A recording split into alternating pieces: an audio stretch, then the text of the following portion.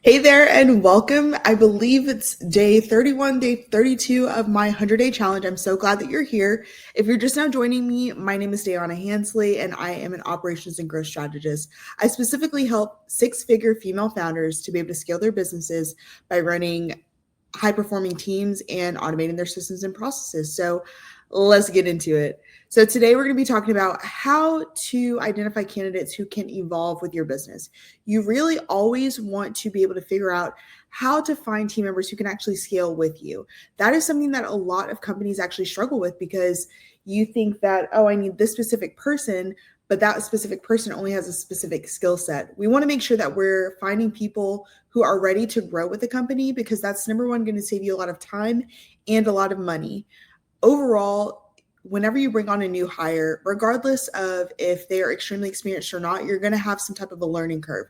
There's going to be some type of training that is going to have to take place because that person is coming into a brand new ecosystem. So even if they're extremely talented and know exactly what they're doing to a T, you're still going to have to come in at some point and not hire them, but train them and let them know about the company culture and have one-on-one meetings with them and ongoing trainings with them to make sure that they're adapting to the new role properly.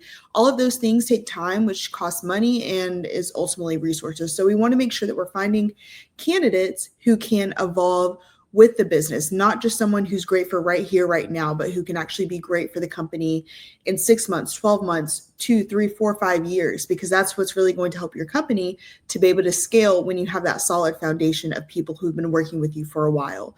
So some traits to look for in scalable team members are going to be adaptability, taking initiative, and problem solving.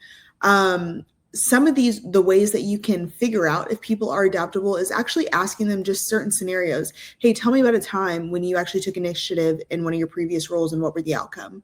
Or tell me about a time when you were given a really, really tight deadline and you had to be adaptable and what the outcome was. What was the project? What was the outcome?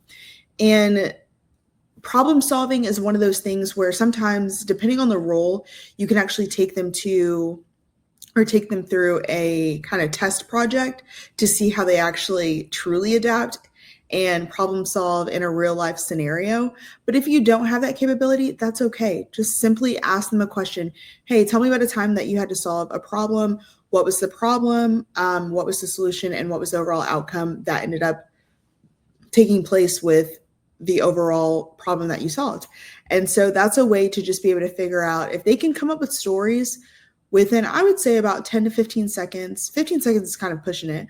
But if they can come up with a story within about 10 seconds, that tells me, okay, they've done this often. This is something that they are familiar with. It is not something that is kind of just off the wall, like, wow, I've never heard of problem solving, or I've never had to be adaptable before in situations.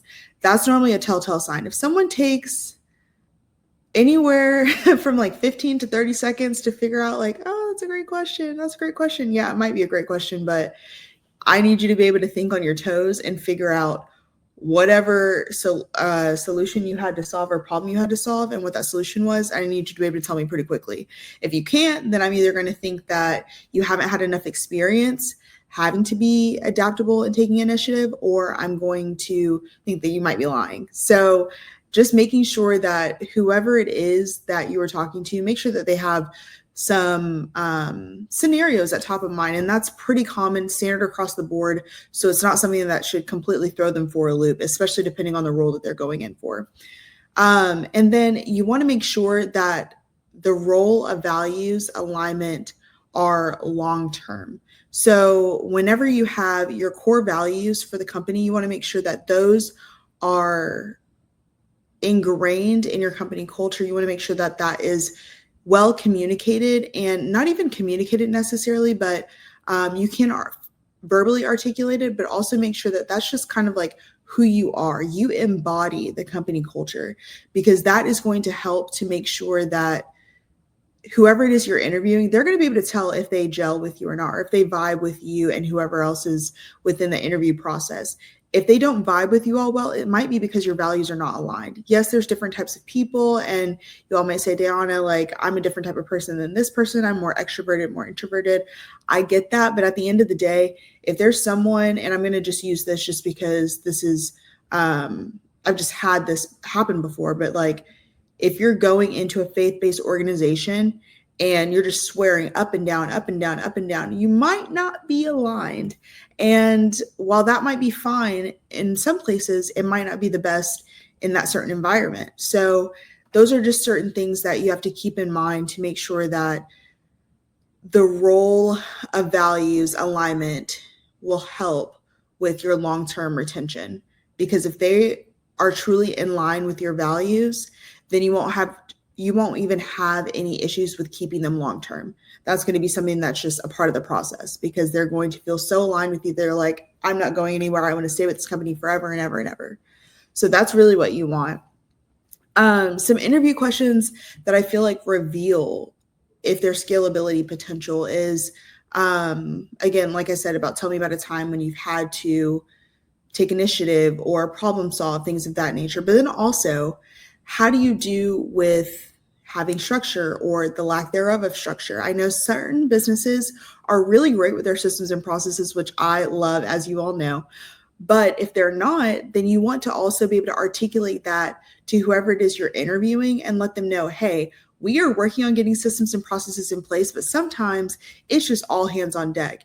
You want to be able to see what type of culture they thrive in. So ask them, what is it that you need to be successful? If they say, I need structure, I need clear timelines, roles and responsibilities need to be clearly laid out.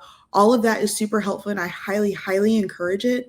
But if that is not where you're at with your business, be transparent, not only with the interviewee, but also be transparent with yourself. Like if you're not there right now, tell the person you're not there because otherwise you're going to waste time and resources hiring this person. They're going to get in the first week and realize none of that stuff is together. And then they're going to ultimately just decide like, hey, this is not for me. You wasted all that time, all those resources getting them onboarded and whatnot, when you could have just continued to look for the right person for that role who could thrive in that type of environment.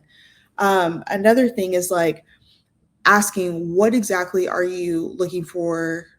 How are you looking to grow within your next role? So if they say, oh, ultimately, like if they're applying for a marketing job and they tell me, oh, ultimately I want to be a vet.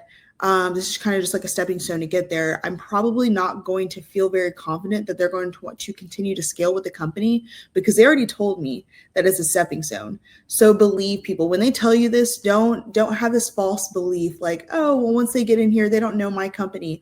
Once they get in here, their whole like mindset will change, etc. That could be true, but do not bank on it. They are telling you that for a reason. So use that information that they're telling you. There is absolutely no reason for you to be like, oh, they want to be a vet, but no, they're going to change their mind. They're just going to want to stay in marketing forever.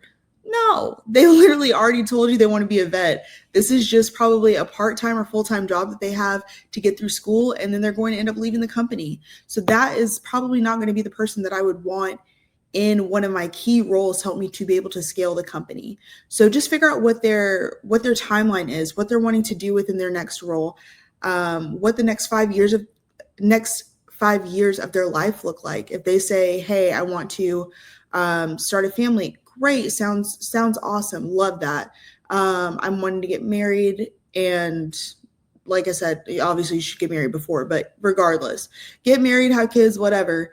Okay, awesome. And then if they throw in at the end, oh, but I want to move to, I don't know, Wyoming, and you currently live in Texas, and it's an in-office role, that also is kind of a telltale sign. Okay, they're not going to be here long term. They're thinking about leaving pretty soon. That's where their mindset's at. That's where her heart's at, he or she. So that's probably not the best person for your company. So just think of those like red flags that kind of come up during your interview process and take those to heart. It's not that you have to feel bad for not hiring someone because of something that they said, but honestly and truly, like, this is your company. This is your bread and butter, your baby. You want to be able to have your company exactly the way that you want to. And you want nothing less than the best. So you're going to want to have a few core people. I always like to say 3 because I believe that 3 is like a tripod. I've been there before. It works phenomenally when you have the right 3 people in the right roles supporting different areas of the business. And it really, really helps. So what I would do is find 3 solid people to be able to hold up your customer service or client success department, your marketing department, and then your sales/ops.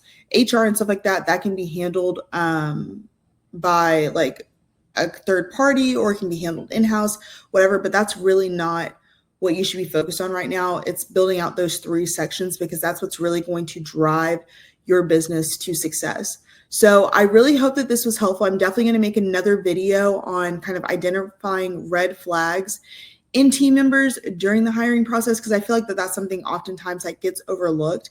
And so I definitely want to bring that kind of to light. But I hope that this will help you all to find the right team members who will actually scale with you. So if you found this helpful, please make sure to subscribe to my channel, and I will definitely be seeing you all tomorrow.